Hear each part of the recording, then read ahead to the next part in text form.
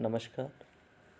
मैं डॉक्टर दिनेश चारण बीए प्रथम वर्ष के हिंदी साहित्य के प्रथम प्रश्न पत्र की कक्षा में आप सभी का स्वागत करता हूं। हम प्रथम प्रश्न पत्र में आधुनिक काव्य सोपान पुस्तक पढ़ रहे हैं और आज हम आधुनिक काव्य सोपान में कवि सूर्यकांत त्रिपाठी निराला की कविता संध्या सुंदरी पढ़ेंगे। निराला छायावाद और प्रगतिवाद दोनों ही के कवि हैं। उन्होंने प्रकृति का खूबसूरत चित्रण अपनी कविता में किया है। निराला अपने दौर के एक विशिष्ट कवि हैं जिनका अपना एक अलग स्वभाव है और अक्खड़पन निराला के व्यक्तित्व में भी है। आज हम निराला की कविता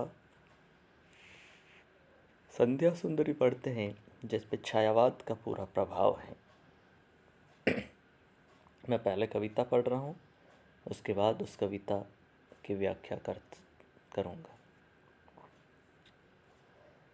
दिवसावसान का समय मेघमय आसमान से उतर रही है, वह संध्या सुंदरी परी सी। धीरे धीरे धीरे तिमिरांचल में चंचलता का नहीं कहीं आभास। मधुर मधुर हैं दोनों उसके अधर, किंतु जरा गंभीर नहीं उनमें हास विलास। हंसता है तो केवल तारा एक, गुथा हुआ उन घुंघराले काले काले बालों से। हृदय राज्य की रानी का वह करता है अभिषेक।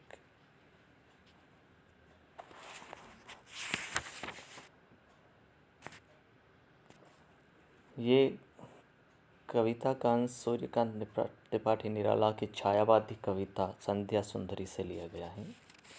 निराला ने इसमें संध्या पर मानवीय भावों का आरोप करके उसे एक परी के समान धरती पर उतरते दिखाया है जो एकदम शांत है। कवि संध्या सुंदरी का चित्रण कर रहा है कि दिवसावसान का समय मेघमय आसमान से उतर रही है। दिवसावसान दिवस के अवसान का समय, सूर्यास्त का समय। वह संध्या सुंदरी परी सी धीरे धीरे धीरे।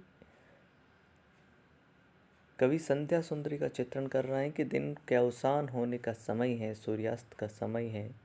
चारों तरफ वातावरण में शांति और नीरवता छाई हुई है और आसमान में बादल छाए हुए हैं। ऐसे मनोहारी वातावरण में वह संध्या रूपी सुंदरी धीरे धीरे आसमान से धरती पर उतर रही है। तिमिरांचल में चंचलता का नहीं कहीं आभास। तिमिरांचल रात्रि, तिमिर कहते हैं रात्रि और तिमिरांचल अंधकार का अंचल। तिमिरांचल में चंचलता का नहीं कहीं आभास। मधुर मधुर हैं दोनों उसके अधर, किंतु जरा गंभीर नहीं उनमें हास विलास।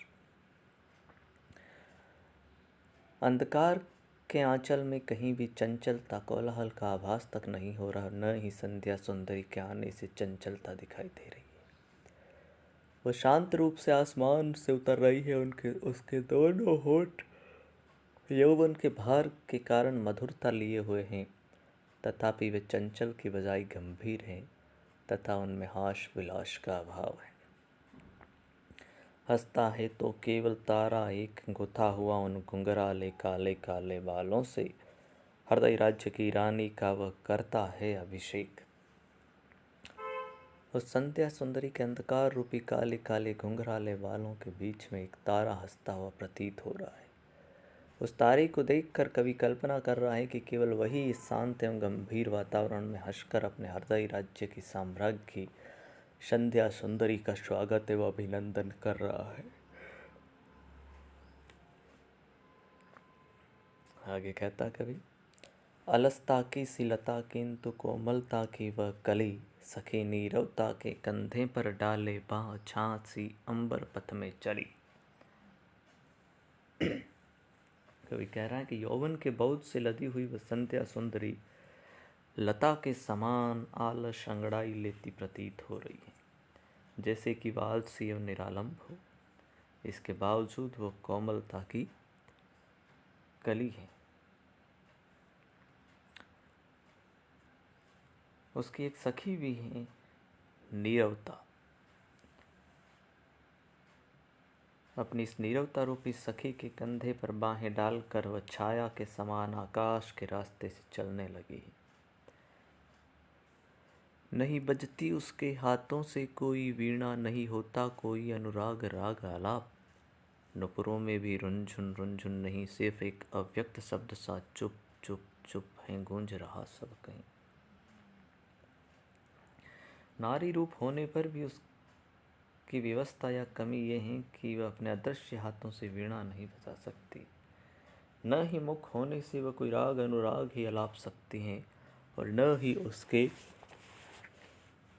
आने से घुंघरुओं की टुनुक झुनुक ही सुनाई पड़ती हैं।